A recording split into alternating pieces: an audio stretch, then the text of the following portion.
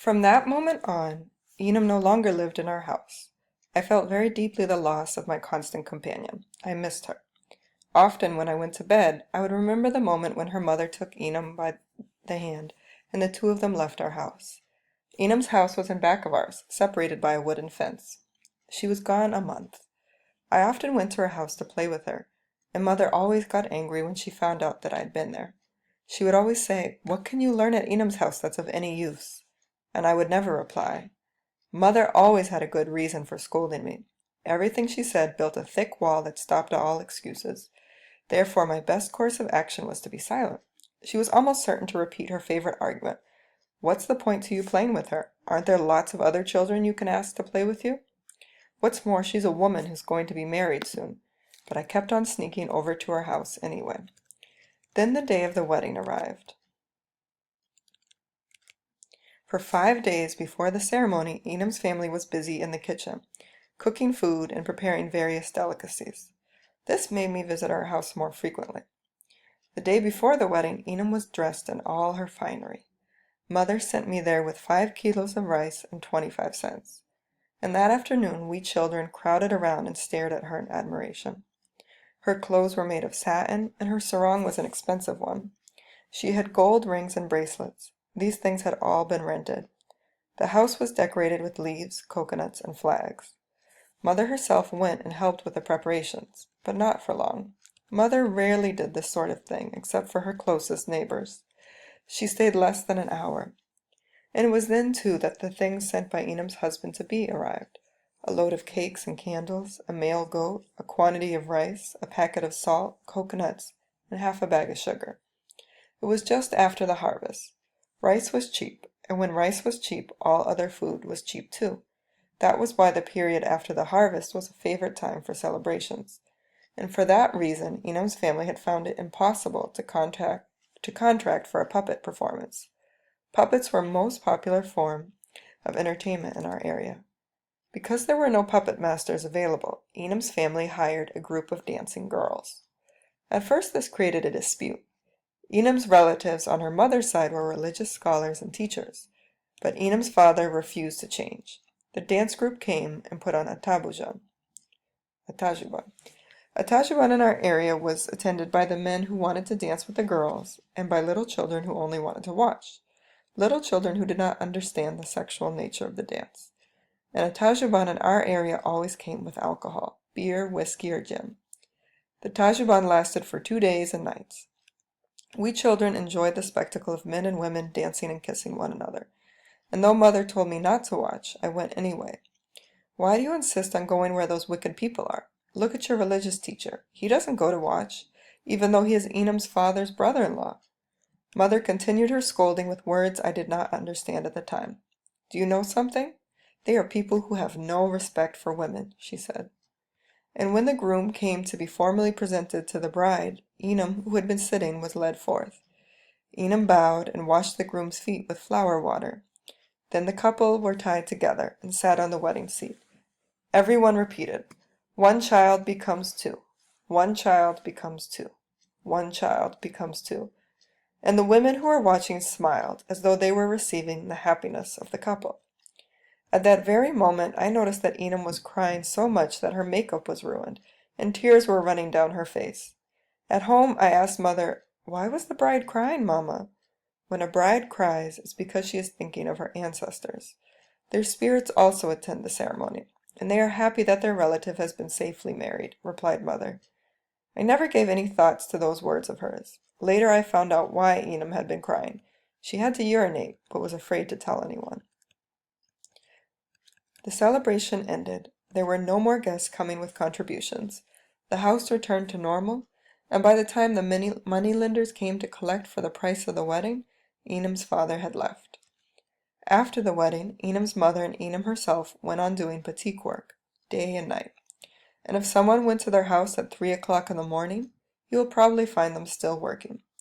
In addition to that, there were often arguments in the house, and once, when I was sleeping with mother in her bed, a loud scream woke me up. "I won't! I won't!" It was still night then. The screams were repeated again and again, accompanied by the sound of blows and pounding on a door. I knew that the screams came from Enum's mouth. I recognized her voice. "Mama, why is Enum screaming?" I asked. "They're fighting. I hope nothing bad happens to that little girl," she said, but she gave no explanation. "Why would anything bad happen to her, Mama?" I asked. Mother did not respond to my question, and then when the screaming was over, we went back to sleep. Such screams were almost sure to be heard every night. Screams and screams. And every time I heard them, I would ask my mother about them. Mother would never give a satisfactory answer. Sometimes she said, "What a pity, such a little child." One day Enum came to our house. She went straight in to find my mother. Her face was pale. Before saying anything, she began crying in a respectful way. "Why are you crying, Enum? Have you been fighting again?" Mother asked. "But you're married, aren't you, Enum?" And Enum cried some more. Through her tears she said, "I can't stand it, ma'am." "Why, Enum, don't you like your husband?" asked Mother. "Ma'am, please take pity on me. Every night all he wants to do is wrestle, ma'am." "Can't you say to him, 'Please, dear, don't be like that'?" "I'm afraid, ma'am. I'm afraid of him. He's so big, and when he wrestles he squeezes me so hard that I can't breathe." "You'll take me back, won't you, ma'am?" she said. "If you didn't have a husband, Enum, of course I'd take you back. But you have a husband." And Enum cried again when she heard what Mother said. "Ma'am, I don't want to have a husband." Page 7. You may not want to, but the fact is that you do, Enum. Maybe eventually your husband will change for the better. If you aren't a good wife to your husband, your ancestors will curse you, said Mother. Enum began crying harder, and because of her crying, she was unable to say anything. "Now, Enum, promise me that you will always prepare your husband's meals. When you have a free moment, you should pray to God to keep him safe. You must promise to wash his clothes, and you must massage him when he is tired from his work. You must rub his back when he has a cold." Enum still made no reply. Only her tears continued to fall. "Well, now, you go home, and from this moment on be a good wife to him. No matter whether he is good or bad, you must serve him faithfully, because after all, he is your husband." Enum, who was sitting on the floor, did not move. "Get up and go home to your husband. If you just up and quit your husband, the consequences will not be good for you, not now or in the future." Mother added. "Yes, ma'am," Enum said submissively. Slowly she stood up and walked home. "How sad, she's so little," said Mother. "Mama, does Daddy ever wrestle with you?" I asked. Mother looked into my eyes, then she smiled. "No," she said. "Your father is the best person in the whole world, Mook." Then Mother went to the kitchen, and she worked in the garden with me. A year passed. On a certain occasion, Enum came again. In the course of a year she had grown much bigger. She was mature, although only 9 years old. As usual, she went directly to where Mother was and sat on the floor with her head down. She said, "Ma'am, now I don't have a husband any more." "What?" "Now I don't have a husband any more." "You're divorced?" asked Mother. "Yes, ma'am." "Why did you separate from him?" She did not respond. "I think I was always a good wife to him, ma'am." "Did you massage him when he came home tired from work?" asked Mother. "Yes, ma'am, I did everything you advised me to." "Well, then, why did you separate?" "Ma'am, he often beat me." "Beat you? He beat a little child like you?" "I did everything I could to be a good wife, ma'am. And when he beat me, and I was in pain, was that part of being a good wife, ma'am?" she asked with sincerity. Mother was silent. Her eyes looked closely at Enum. "He beat you," Mother whispered then. "Yes, ma'am, he beat me just the way Mama and Papa do." "Maybe you failed in some way after all in your duty to him. A husband would never have the heart to beat a wife who was really and truly a good wife to him." Enum did not reply. She changed the subject. "Would you be willing to take me back, ma'am?"